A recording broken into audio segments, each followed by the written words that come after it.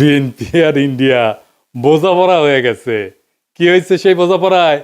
সেটা হইতেছে যতদিন আপা চট কইরা ঢুকে না যায় ততদিন পর্যন্ত বিএনপি ভারপ্রাপ্ত আওয়ামী লীগ হিসেবে কাজ করবি। ভারপ্রাপ্ত আওয়ামী লীগ, আমি কই বৃহত্তর আওয়ামী লীগের বিএনপি শাখা। সেই জন্যে ইন্ডিয়ান মিডিয়া উঠে পড়ে লাগিয়েছে বিএনপিকে ক্ষমতায় নিয়ে আসতে। ইন্ডিয়ান মিডিয়া খবর দেখে এটা, হ্যাঁ, আনন্দবাজার পত্রিকায় সে লিখিচ্ছে খালেদা পুত্রের সম্বল নয়াদিল্লির বন্ধুত্ব মুক্তিযুদ্ধ। কি লিখেছে সেটাও কালে গুরুত্বপূর্ণ। এনা পড়ে শোনায়, পুরাটা না, কিছু অংশ বিএনপির নেতাকর্মীরা আপনারাও শুনেন। ওটি লিখিচ্ছে মুক্তিযুদ্ধ এবং ভারতকে পুঁজি কইরা প্রায় 1.5 যুগ পরে দেশের মাটিতে পা রাখতে চলেছেন খালেদা জিয়া পুত্র তথা বিএনপির ভারপ্রাপ্ত চেয়ারম্যান তারেক রহমান। নভেম্বরে সমাজ মাধ্যমে তারেক লিখেছিলেন, এখনই দেশে ফেরার বিষয়ে সিদ্ধান্ত নেয়ার সুযোগ তার জন্য অবারিত এবং একক নিয়ন্ত্রণাধীন না। অনেকেরই প্রশ্ন, দিন 15-18 মধ্যে কি এমন হইল যে তিনি দেশে ফেরার ঘোষণা করলেন? বাস্তব হইল, মানে এখানে কইছে কেন দেশে ফেরার ঘোষণা করলেন, এটা কইছে এখানে বাস্তব হইল নয়াদিল্লির সমর্থন অনেকটাই নিশ্চিত করে ফেলেছেন বিএনপির ভারপ্রাপ্ত চেয়ারম্যান। বিদেশ মন্ত্রক সূত্রের খবর, বিদেশ মন্ত্রক মানে পররাষ্ট্র মন্ত্রণালয়, মানে ইন্ডিয়ার পররাষ্ট্র মন্ত্রণালয়, এটা কইছে বিএনপি ক্ষমতায় আসলে ভারত বাংলাদেশের মধ্যে যে চুক্তিগুলো আছে তাতে কোনো প্রভাব পড়বে না এবং বাংলাদেশের মাটিকে কোনো ভারত বিরোধী কাজে ব্যবহার করতে দেওয়া হবে না, এই মর্মে প্রতিশ্রুতি পাওয়া গিয়েছে তারেকের কাছ থেকে। কি মজা! ভারতের গোয়েন্দা সূত্রের বক্তব্য, ঢাকাকে পাশে পেতে নয়াদিল্লিরও দরকার বিএনপিকেই, কারণ কর্মকাণ্ড নিষিদ্ধ হয়, ভোটে লড়তে পারছে না আওয়ামী লীগ। তাই বাংলাদেশে কট্টরপন্থীদের বারবারন্ত আটকাইতে পারে একমাত্র বিএনপি। নির্বাচনের মাধ্যমে খালেদার দল ক্ষমতাসীন হইলে বাংলাদেশে ভারত বিরোধী তৎপরতায় রাশ টানা যাবে। তাই আওয়ামী লীগের সঙ্গে সখ্য থাকা সত্ত্বেও অবস্থা বুঝে ব্যবস্থা হিসেবে তারেকের পাশে থাকতে হচ্ছে নয়াদিল্লিকে। মাশাআল্লাহ! তাইলে তারেক রহমানের দেশে ফেরার সিদ্ধান্তটা ঝুলে ছিল ইন্ডিয়ার সাথে বোঝাপড়ায়। আমি নিউজটা বাইর হওয়ার পরে কয়েকদিন দেরি করেছি এপিসোড করতে। আরে ক্ষীণ আশা ছিল যে বিএনপি হয়তো এই সংবাদের প্রতিবাদ জানাবে, জানাইছে, জানায় নাই। তার মানে প্রত্যেকটা শব্দ এই নিউজের সত্য। আর একটা ইন্টারভিউ দেখায় সুবীর নন্দীরা চেনেন তো, উই আসলে রয়ের স্পোক্সম্যান, মাউথপিস। রজা বলতে চায় বাংলাদেশ নিয়ে, তারাই দিয়ে বলায়। সে কি বলতেছে শুনেন। ভারত বাংলাদেশে কোন সরকার চাইবে? খুব সোজা উত্তর আমি তোমায় দিয়ে দিচ্ছি। Awami League is not in election, next best option is BNP, obviously not Jamaat. তারা অলরেডি 50 লাখ লোক নিয়ে জেহার টেয়াদের হুমকি দিচ্ছে, ফলে জামাত অবভিয়াসলি ইন্ডিয়া চাইবে না। অত অনেক কথা, ডিপ্লোম্যাটিক কথা বলে তো লাভ। কানেকশনটা হচ্ছে 71। আমরা একসাথে, আমার সৈন্য এবং মুক্তিযোদ্ধারা রক্ত ঝরিয়েছে, সেই সুবাদে Awami League. This is the historical fact. তো এই জায়গাতে হঠাৎ করে আজকে অন্য কিছু ডাইনামিক্স চলে আসবে, এটা তো আশা করাটাও ভুল। কিন্তু যে গভর্নমেন্ট আসবে তার সাথে ইন্ডিয়াকে তো ডিল করতে হবে। শুনেছেন তো? এইবার আরেকটা দেখেন। তারপরে বিএনপি ভারতের পক্ষে এখন যে মুহূর্তে যতগুলো রাজনৈতিক প্রতিষ্ঠান আছে তার মধ্যে বিএনপি সব থেকে বেশি প্রো ইন্ডিয়া স্ট্যান্ড নিতে শুরু করেছে এবং বাণিজ্যের জন্য সহায়তা করবে বলছে। এখন এই অবস্থায় বিএনপির সাথে জামাতদের ঝগড়া হয়ে গেছে এবং জামাতকে তারা অত আসন দিতে চাইছে না। ভারত জামাতকে এই মুহূর্তে চায় না যে জামাত ক্ষমতায় আসুক, বরং বিএনপি ক্ষমতায় এলে ভারতের নিয়ন্ত্রণ করতে সুবিধা হয়। দেখেছেন, কইতেছে বিএনপি সবচেয়ে প্রো ইন্ডিয়া স্ট্যান্ড নিতে শুরু করছে। ইন্ডিয়ান রে কয় কি খুশি। এইটা তো গেল ইন্ডিয়ান মিডিয়ার কথা। দেশে আবার ইন্ডিয়ার 2টা মিডিয়া আছে না, পন্দের আলো আর দিল্লি স্টার। এদের ডাকিছে বিএনপি তারেক রহমানের স্বদেশ প্রত্যাবর্তনের বিষয়ে আলোচনা সবাই। হ্যাঁ, উনি পন্দের আলো যাবি না তা তো হয় না, তাই না? ওই যে কারণ আছে না, কারণ ওইটা গান আছে না, আলু আমার আলু ওগো আলুই ভুবন ভরা। ওরা যেটি দেখে সেটি আলু ছাড়া আর কিছু দেখে না। পুন্দের আলু আর প্রথম আলু। বাঙ্গু বাটপাটদের শিরোমণি মতিউর রহমান কি কইছে শুনেন। আমি ব্যক্তিগতভাবে এটা মনে করি যে দেশে একটা রাজনৈতিক শূন্যতা রয়েছে, চলছে, এটা একটা বিপজ্জনক। আমি সবসময় ভাবতাম বা এখনও মনে করি যে বিএনপির ভারপ্রাপ্ত চেয়ারম্যানের আরেকটু আগে, বেশ একটু আগে যদি আসতে পারতেন, তাহলে এক্ষেত্রে হয়তো বিএনপি এবং দেশের মধ্যে একটা ভালো সুবিধাজনক অবস্থা তৈরি হতে পারত। এই মতিউর রহমান এখন তারেক রহমানের পায়ে পড়ে, বিএনপির পায়ে পড়ে। সেই লিখেছিল তারেকের দুর্নীতির বিচার হতে হবে। সেইখানে তারেক রহমানের নিজের স্বাক্ষরিত একটা হলফনামা থেকে উল্লেখ করে কইছিল এই মতিউর রহমান যে তারেক রহমান দুর্নীতি করেছে সেটা সে নিজেই স্বীকার করেছে। এ বাটপারি কইছিল। আবার ওই মামলা থেকে তারেক রহমান খালাস পেলে আবার প্রথম আলোয় লিখেছিল নৈতিকভাবে তারেকও দণ্ডিত। খালাস পেলে কি হয়েছে? তুই নৈতিকভাবে দণ্ডিত, বুঝছাও? আর এখন কয় তারেক রহমান আগে দেশে ফিরলে ভালো হইতো। তো মতি ভাই, আপনি দুর্নীতির বিচার করবেন না? হ্যাঁ, তারেকের নাকি স্যাপ ফেলে স্যাটে নিছেন? ওই নিজেই তার আলপিনে প্রচ্ছদ প্রতিবেদন করেছিল তেলে ডুবে যাচ্ছেন তারেক রহমান। ওই তেল এখন তারেক রহমান কিছু দিচ্ছে, রেখে দিছিল নিজের জন্য। তো প্রথম আলো যে বিএনপি কি পরিমাণে ভালোবাসা যে কত সেটা একটু দেখি। হ্যাঁ, আসেন। লিখিচ্ছে বগুড়ায় তারেককে ঘিরে আছে খুন সন্ত্রাসে জড়িত নেতাকর্মীরা। মতিউর রহমান এখন শিওর এখন আর খুন সন্ত্রাসে জড়িত নেতাকর্মীরা তারেক রহমানকে ঘিরে থাকবে না। গ্রেনেড হামলা মামলা নিয়ে করছে তাজউদ্দিনকে পাকিস্তানে পাঠায় ডিজিএফআই। জানতেন খালেদার সম্মতিতে বসুন্ধরার কাছে 100 কোটি টাকা চাইছিলেন তারেক। জিজ্ঞাসাবাদে বাবর তো মতি ভাই কয় টাকা দিছে আপনার? সাব্বির খুনের ঘটনা চাপা দিতে আপোস রফা। তারেকের স্বেচ্ছাচারিতার অনেক নজির বগুড়ায়, ওগুলো কি উঠে গেছে? আচ্ছা, তারেক কি হিসাবে বগুড়ায় এত উদ্বোধন স্থাপন করছেন? আরো লাগবে, ওর পায়ে পড়তেও সময় লাগে না, ধাক্কা দিয়ে ফেলাই দিতেও সময় লাগে না। মূল উদ্দেশ্য হচ্ছে টিকে থাকা, যেন তেন প্রকারে টিকে থাকা। তো এইগুলো কি জার্নালিজম, বস্তুনিষ্ঠ সাংবাদিকতা? এই নিউজগুলো যদি সত্য হয় তাইলে মতিউর রহমানের কি তারেক রহমানের প্রত্যাবর্তনে মিটিং এ যায় তারেক রহমানকে দেশে কেন আসলো না সেই নিয়ে কান্নাকাটি করা যায়? নৈতিকভাবে এটা জায়েজ, এথিক্যালি উচিত এইটা? হাদি গুলি খাওয়ার পরে শিরোনাম করেছিল তফসিলের পরের দিন প্রার্থী গুলিবিদ্ধ।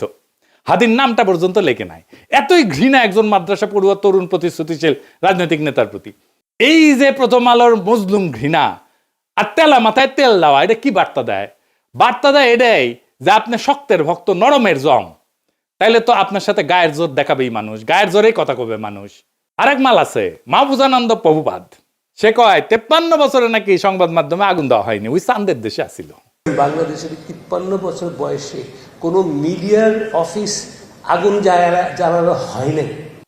হ্যাঁ, 2013 সালের 12 ফেব্রুয়ারি দৈনিক নয়া দিগন্তের আরামবাগের কার্যালয় হামলা করে আগুন ধরায় দেওয়া হয়েছিল। তুই তো দমে দমে মিছা কথা কয়। ওই আগুনে পোড়ার পরে পত্রিকা বাইট করিছে, লিখিছে আনবাউড, মানে হইতেছে মাথা নত করে না। বাহ, প্রচুর সাহস। আসেন তার একটা ক্লিপ দেখি বেনজিরকে নিয়ে। বেনজিরের ভয়ে নাকি ওই কাঁপিচ্ছিল, শুনেন।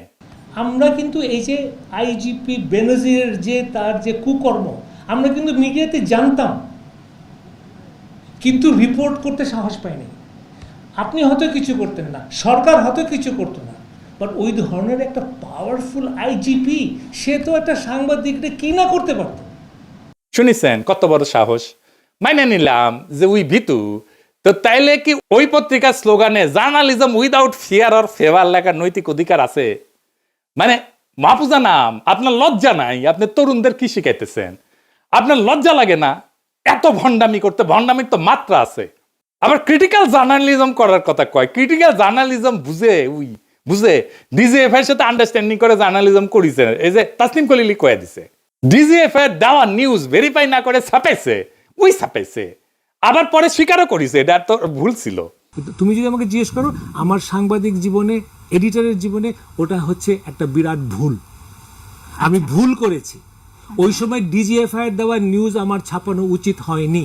ইট ওয়াজ এ ব্যাড এডিটোরিয়াল জাজমেন্ট। আমি ভুল করেছি। শুনেছেন, আমি কইছিলাম এই ডেইলি স্টারের জার্নালিজম নিয়ে 100 ঘন্টার এপিসোড করা যায়। গতকাল আমি একটা পুরানা ভিডিও দিছি, দেখেছেন না সবাই? অনেক দিন তো হইল। জবাব দিছে ডেইলি স্টার? আমার উত্থাপিত প্রশ্নের জবাব দিছে নাকি এরা জবাব দিয়ে তার ঊর্ধ্বে মিডিয়া? এরা সার্বভৌম একটা অথরিটি হইছে, সবকিছুর ঊর্ধ্বে, ওরা কেউ প্রশ্ন করতে পারবে না। তো আসলে আসেন, এই যে দুইটা গণমাধ্যম, এই যে দুইটা প্রথম পন্দের আলো আর দিল্লি স্টার, এটা কি গণমাধ্যম? গণমাধ্যমের ভূমিকা বুঝতে হলে আমাদের দুইটা জিনিস বুঝতে হবে, ট্রুথ এবং ফ্যাক্টস। সত্য কি এবং ঘটনা কি।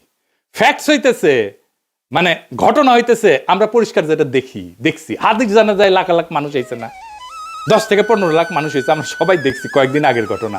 কিন্তু জানাজার ট্রুথ, সত্য তৈরি করা ট্রুথ মেকিং মেশিন কি? পুন্দের আলো আর ডেইলি স্টার। আমরা চোখের সামনে দেখলাম 10 থেকে 15 লাখ লোক। দিল্লি স্টার লিখেছে শয়ে। আজকের ঘটনা যদি ইতিহাসে আদৌ স্থান পায় তাহলে এটা স্থান পাবে পুন্দের আলো দিল্লি স্টারের বিবৃতিতে কি আছে সেটা দিয়া। দিল্লি স্টার লিখছে শত হাজার না, লাখ না, শত ওই যে হাদি না, একজন প্রার্থীকে লিখেছে। এটাই থেকে যাবে ইতিহাসে। আমাদের আবেগ হাদিকে নিয়ে আজকে যে এটা 50 বছর পরে সেটা থাকবে না, কারণ আমরা অনেকেই থাকবো না, অনেকে জানবেই না এই ঘটনা। তখন থাকবে এই পত্রিকার ট্রুথ যেটা লিখেছে ওরা।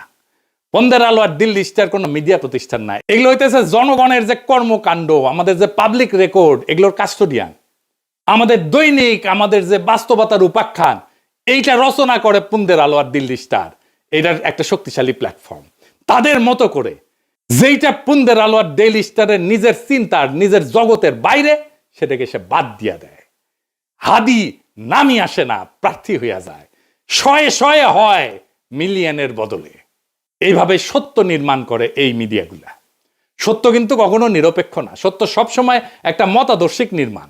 তাইলে পুন্দের আলো আর দিল্লি স্টার কার পক্ষে সত্য নির্মাণ করে, কার স্বার্থ রক্ষা করে, সবাই জানে, সব সুতিয়া জানে। এই প্রশ্নের উত্তর জানে না এরকম কেউ নাই, কিন্তু বলবে না। ও বলতে হইলে তখন এই লোকদেরকেই বলতে হয়। নিকা বসার আগে ইদ্যৎকাল বলে একটা জিনিস আছে, আপনারা ভালো জানেন। তাইলে এই পুন্দের আলো আর দিল্লি স্টারের ভাতার আওয়ামী লীগের সাথে বিচ্ছেদের পরের ইদ্যৎকাল শেষ হওয়ার আগেই বিএনপির সাথে কেন নিকা বসলো? কারণ এই দুইটা পত্রিকায় ফ্যাসিস্ট শক্তির সহযোগী ছিল। এদের বিচার হওয়া উচিত ছিল, গণ আদালতে বিচার হওয়া উচিত ছিল। কিন্তু এদের সম্পদ, এদের কন্ট্রোল, এটা গোপনে বিএনপির কাছে সম্পত্তি হস্তান্তর হবে। বিএনপি সব জায়গায়, সব মিডিয়াতে নিজেদের লোক বসাইছে। কালের কণ্ঠে কে সম্পাদক, বাংলাদেশ প্রতিদিনে কে সম্পাদক, 8 টিভিতে কে শেয়ার নিছে, 71 টিভিতে মালিকানা নিছে কে, সব বিএনপি। নাম কইলাম না আজকের। তারা ভাবিছে নিরাপত্তা দিবি বিএনপি। খারান আইসেনি, আমি না ঘোড়ায় আসবো, ঘোড়ায়। আপনাদের জন্য আসার আমার টাইম নাই। এডিটর সাহেব ঘোড়ার হাসিটা দেন। যাদের প্রোটেকশনের আশায় আছেন তাদের কয়টা ক্লিপ দেখাই। মির্জা আব্বাসরে দেখেন।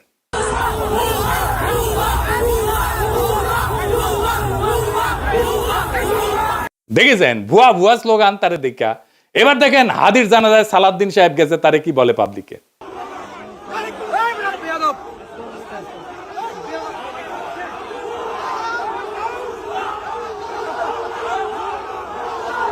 দেখেছেন এটিও ভুয়া স্লোগান। এবার দেখেন ফিরে যেতেছে সালাউদ্দিন, সেটিও দেখেন কি ভুয়া স্লোগান।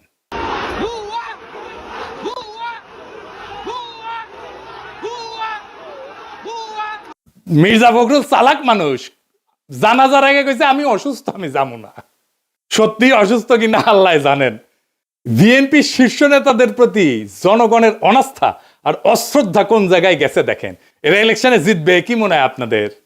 এই অন্তর্বর্তীকালীন সরকার গণমাধ্যমগুলোর ফ্যাসিস্ট ভূমিকা এবং তাদের নেতৃত্ব প্রদানকারী চরিত্রগুলোকে বিচারের আওতায় আনতে ব্যর্থ হয়েছে। শুধু ব্যর্থ হয় নাই, তাদেরকে আশ্রয় দিছে, প্রোটেকশন দিছে, তাদেরকে এম্পাওয়ার করছে। প্রফেসর ইউনূস ডেকে এদের সাথে বসে কথা বলে, সাক্ষাৎকার দেয়। এই কারণেই জনতা শাস্তি দেওয়ার কাজটা নিজেদের হাতে তুলে নিতে বাধ্য হয়েছে।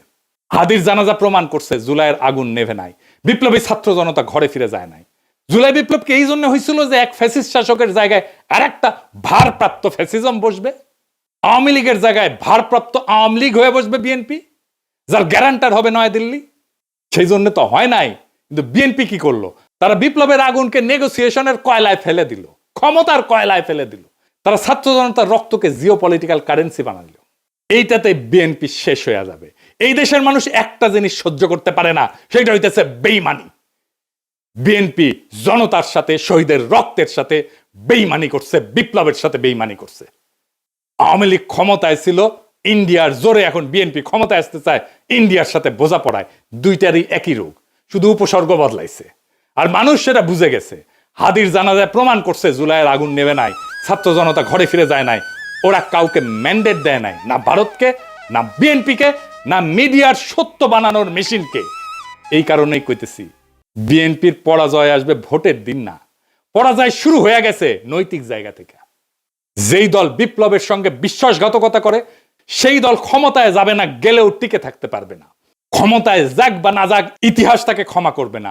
জুলাই কোনো ইন্টারভেল না, জুলাই কোনো সিনেমা না, জুলাই কোনো পিকনিক না, জুলাই কোনো দর কষাকষির বিরতি না। জুলাই ছিল এবং থাকবে ভারতের সাথে বোঝাপড়া আর দেশি ফ্যাসিজম, দুইটার বিরুদ্ধেই জুলাই জিন্দা থাকবে। এই সত্য যতদিন থাকবে ততদিন বিএনপির এই বোঝাপড়াই তাদের সবচেয়ে বড় রাজনৈতিক আত্মঘাতী সিদ্ধান্ত হয়ে থাকবে। পরাজয় শুরু হয়েছে, ওই বিশ্বাসঘাতকতার দিন থেকে পরাজয় শুরু হয়েছে। জুলাই শেষ হয় নাই, জুলাই বিশ্বাসঘাতক কাউকে ক্ষমা করবে না। ইনকিলাব জিন্দাবাদ।